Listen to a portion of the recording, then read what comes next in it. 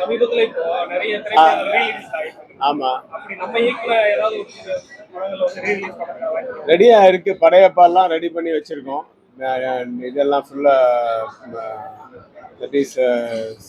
சிஜில இருந்து அதுல இருந்து எல்லாம் மாடர்னா இன்னைக்கு என்னெல்லாம் வேணுமோ அது டால்பி அட்மாஸ், அப்புறம் ஃபிலிம் வந்து இது வந்து பிக்சர் வந்து இன்னைக்கு மறுபடியும் எல்லாமே எல்லா ஒர்க்குமே புது படத்துக்கு பண்ற மாதிரி எல்லாமே பண்ணி படையப்ப வச்சிருக்கு. அது வந்து ப்ரொடியூசர் வந்து ரஜினி சார் தான். அவர் தான் டிசைட் பண்ணோம் எப்போ ரிலீஸ் பண்ணணும். ஏற்கனவே முத்து வந்து கவிதாலயா பண்ணிட்டாங்க. அது 2 வருஷம் ஆச்சு. அது 25வது வருஷமும் நம்ம பண்ணாங்க. இது படையப்பாவும் 26 வருஷம் ஆயிடுச்சு. இப்போ 99 ஏப்ரலில் வந்தது. 27 வருஷம் ஆச்சு கிட்டத்தட்ட. அதனால அது வரலாம். நிறைய படங்கள் வந்து ரீரிலீஸுக்கு கேட்குறாங்க. என் படம் தெனாலி, நான் என் சொந்த படம், அது கேட்குறாங்க. அபய்ஷன்மிகி, தெனாலி, பஞ்சதந்திரம், தசாவதாரம் கேட்குறாங்க ரீரிலீஸு. அதுக்கப்புறம் வில்லன், வரலாறு, இந்த மாதிரி ஓடின படங்கள்லாம் இருக்குல்ல. நட்புக்காக சரத்குமாரோட ஒரு 10 படம் பண்ணியிருக்கோம். அந்த படங்கள் நாட்டாமை, பால்டாலி, சேரன் பாண்டியன், இதெல்லாம் கூட ரீரிலீஸ் பண்ணலாம்.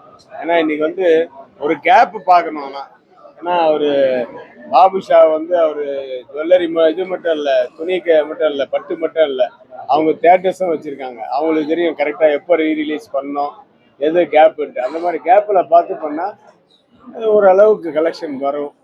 அது நம்பிக்கை இருக்குது. சொந்த படம் தெனாலியும் நானும் ரெடி பண்ணிட்டு இருக்கேன். பண்ணி முடிச்சோடனே ரிலீஸ் பண்ணுவோம். இன்னும் நிறைய படங்கள் இருக்குது. ஒரு 25 படம் மேலே என்னோட வெற்றி படங்கள் இருக்குது. எல்லாமே ரீரிலீஸுக்கு கேட்குறாங்க.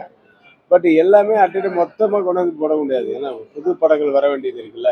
ரீரிலீஸ்ன்றது ஒரு குறிப்பிட்ட ஆடியன்ஸ் தான். இப்போ ரஜினி ஃபேன்ஸு அப்படின்னா ரஜினி படங்கள், விஜய் ஃபேன்ஸுனா விஜய் படங்கள், அஜித் ஃபேன்ஸ் வந்து வில்லன் வரலாறுலாம் கண்டிப்பாக பார்ப்பாங்க. ஸோ அந்த மாதிரி நிறைய படங்கள் இருக்குன்னா அது ஃபேன்ஸே இல்லாமல் பொதுவாக வந்து நாட்டாமை, நட்புக்காக எல்லாம் வந்து எல்லாருக்குமே பிடிக்கிற ஒரு படம். பட் அதெல்லாம் நிறைய டிவியில் பார்த்ததுனால ரீரிலீஸ் பண்ணும்போது தேட்டருக்கு வந்து கம்மியாக தான் வரும். நம்பர் ஆஃப் தேட்டர்ஸ் குறைச்சி நல்ல ஃபெசிலிட்டிஸோட தேட்டர் கொடுத்தா இப்போ கண்டிப்பாக பொழுதுபோக்காகவும் இருக்கும், டைமும் பாஸ் ஆகும் அப்படின்ற இதில் வருவாங்க. காமெடி பிக்சர்ஸ்க்கெல்லாம் நிறைய பிஸ்ஸாலாம் பண்ணலாம் ரீரிலீஸு. ஸோ இது மாதிரி ட்ரை பண்ணிட்டு இருக்கோம். சரி, ரஜினி சார் வந்து தொடர்ச்சியாக கரண்ட் ட்ரெண்ட்ல இருக்கிற டேரக்டர்ஸ் கூட ஒர்க் பண்ணியிருந்தாலுமே கேஸ் ரவிக்குமார் சார் அவரோட ஃபுல் பொட்டன்ஷியலை வந்து ட்ரைவ் பண்ணாருன்னு சொல்லிட்டு ஆடியன்ஸ் சோஷியல் மீடியாஸில் வந்து கமெண்ட் பண்ணிட்டு இருக்காங்க. இப்போ வந்து கமல்ஹாசனும் ரஜினி சாரை வச்சு லோகேஷ் கனகராஜ் பண்ண போறாரு அப்படின்ற மாதிரி ஸ்பெகுலேஷன்ஸ் இருந்தாலுமே அது வந்து கேஎஸ் ரவிக்குமார் சார் பண்ணாதான் ஒரு ஃபுல்ஃபில்டா பொட்டன்ஷியல் இது பண்ண முடியும் அப்படின்ற மாதிரி ஆடியன்ஸ் வந்து நிறைய வந்து சொல்றதெல்லாம் போய் ரஜினி சாருக்கும் கமல் சாருக்கும் காதல விழுந்து அவங்க முடிவு எடுக்கிறது தான். தவிர நான் முடிவு எடுக்கிற நிலைமையில இல்லை. நான் இப்போ நிறைய படங்கள் நடிச்சுட்டு இருக்கேன். இப்போ ஜெயம் ரவி படம், அப்புறம் தனுஷ் படம், அப்புறம் அங்கே டெபுட்டி சிஎம்மாக இருக்கிற தெலுங்குல பவன் கல்யாண் படம், அது இல்லாமல் இன்னும் நிறைய ஒரு 5-6 படம் நடிச்சிட்டு இருக்கேன். ப்ளஸ் டைரக்ஷனும் சில இது பேசிட்டு இருக்கோம். நான் கொஞ்சம் ஓரளவுக்கு மார்க்கெட்டபிள் ஹீரோஸ் இருந்தால் தான் நான் பண்ண முடியும். நான் ஏன்னா என்னுடைய அதனால தான் என்னுடைய சொந்த படங்களே கூகுள் குட்டப்பா, ஹிட்லிஸ்ட்லாம் வந்து என் அசிஸ்டன்ஸை வச்சு நான் டைரக்ஷன் பண்ணேன். ஏன்னா நான் டைரக்ட் பண்ணும்போது எல்லாமே வந்து டபுளும் ட்ரிபிளும் ஆகிடும் காஸ்ட் ஆஃப் ப்ரொடக்ஷன். என் அசிஸ்டன்ஸ்னா இப்போ ஒரு என்னுடைய மேக்கப் மேன் இருக்கான்னா அவன் மேக்கப் மேனோட 4வது அசிஸ்டண்ட்டை மேக்கப் மேனை அவரு போட முடியும். நான் இவரை வச்சுக்கிட்டு அவனை போட்டேன்னா இவரை டீக்ரேட் பண்ணுற மாதிரி ஆகிடும். இந்த மாதிரி ஒவ்வொரு டிபார்ட்மெண்ட்லேயுமே இப்போ அந்த மாதிரிலாம் பண்ண முடியாது நான். ஸோ அதனால் வந்து நான் கொஞ்சம் ஓரளவுக்கு மார்க்கெட்டபிள் ஹீரோஸ் இருந்தால் தான் நான் பண்ணுவேன். அப்படி இல்லைன்னா எதுக்கும் இருக்குது, ப்ரொடக்ஷன் இருக்குது, அப்புறம் ஆக்டிங் இருக்குது. இதில் ஏன்னா சினிமாவில் தான் இருப்பேன். பாபு சாருக்கு வந்து ஜுவல்லரி இல்லாமல் சினிமா, எனக்கு நான் இன்னொரு டெக்ஸ்டைல்ஸ் இல்லாமல் சினிமா வருதுங்க. நான் வந்து சினிமா மட்டும்தான். நான் டெக்ஸ்டைல்ஸ் வைக்கணும்னா பாபு சார் பார்ட்னரை வந்து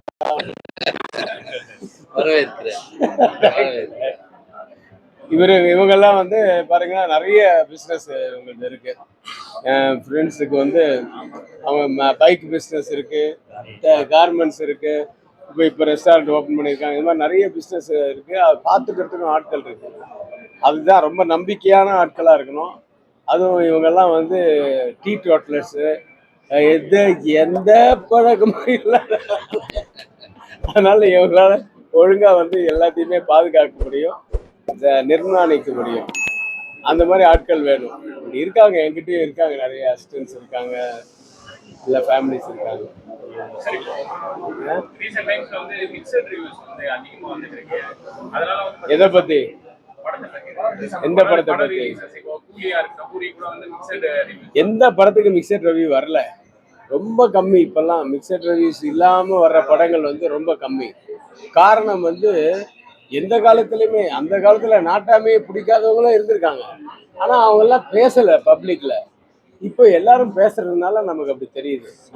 ஆனா நீங்க இப்ப அவர் வந்து கூலி வந்து ரிலீஸ் பண்ணியிருக்காரு, என்ன மிக்சட் ரிவ்யூ இருக்குதுன்றது அவருக்கும் ஒத்துக்கிறாரு. ஆனா கலெக்ஷன் எப்படி இருக்குன்னு கேளுங்க. அவர் கலெக்ஷன் தானே மெயின். கலெக்ஷன் வந்தாவே அது வந்து பெரிய படம் இது. ஸோ அது மாதிரி கலெக்ஷன் சூப்பராக இருக்கு. முன்னதான் மிக்சட் ரிவ்யூ இருந்தாலும், ரிவ்யூஸ் ஒரு பக்கம் இருந்தாலும் அது கொஞ்சம் தான் பாதிக்கும். அதை மீறி ஜனங்கள் உள்ளே வந்துட்டாங்கன்னா மவுத் டாக் வச்சு தான் ஒரு படம் வந்து பெரிய வெற்றி அடைகிறதோ, சுமாரான வெற்றி அடைகிறதோ, தோல்வி அடைகிறதோ எல்லாமே காரணம் வந்து மக்களுடைய வாய்மொழி ரிவ்யூஸ் தான். நீங்கள் எவ்வளோ ரிவ்யூஸ் போட்டாலும் சூப்பராக இருக்குன்னெல்லாம் நிறைய படங்கள் நீங்களே பார்த்துருப்பீங்க. இந்த படம் பிரமாமா இருக்கு, இது ஆஸ்கார் வின் பண்ணும், அது ஒன்று அது ஒன்று. தேட்டருக்கு வந்தால் 2 நாளில் எடுத்துருவாங்க. அது அவருக்கு தெரியும் நல்லா எவ்வளோ ஆடியன்ஸ் இருக்காங்க அப்படின்ட்டு. ஸோ அது நம்ம கையில் இல்லை. மக்களுக்கு வந்து எது பிடிக்குதுன்னு நமக்கு தெரியவே தெரியாது. அந்த ஓரளவுக்கு தான் நம்ம கணிக்க முடியும். இப்போ நான் கூட படம் எடுக்கிறேன்னா அது மக்கள் point of view, audience point of view தான் ஒரு கதையை செலக்ட் பண்ணுறோம், ஸ்க்ரீன் ப்ளே பண்ணுறோம், டைலாக் எழுதுகிறோம், அப்புறமா ஷூட்டிங் பண்ணுறோம், போஸ்ட் ப்ரொடக்ஷன் பண்ணுறோம், பார்க்குறோம். ஒரு தடவைக்கு 100 தடவை பார்க்குறோம். இப்போ நமக்கு இல்லாத ஒரு அறிவு வந்து பொதுமக்களுக்கு இருக்கும். அது ஏன்னா நம்மளே இன்வால்வ் ஆனதுனால, புரியுதுங்களா? அது இன்வால்வ் ஆனதுனால அது பெருசாக நமக்கு அந்த குறைகள் தெரியாது. அது பப்ளிக் கிட்ட வந்ததுக்கு அப்புறம் தான் தெரியும்.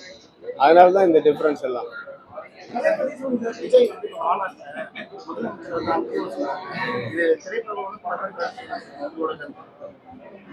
நான் அரசியல்லாம் எனக்கு வந்து எனக்கு எனக்கு சம்மந்தம் கிடையாது, எனக்கு அனுபவமும் கிடையாது.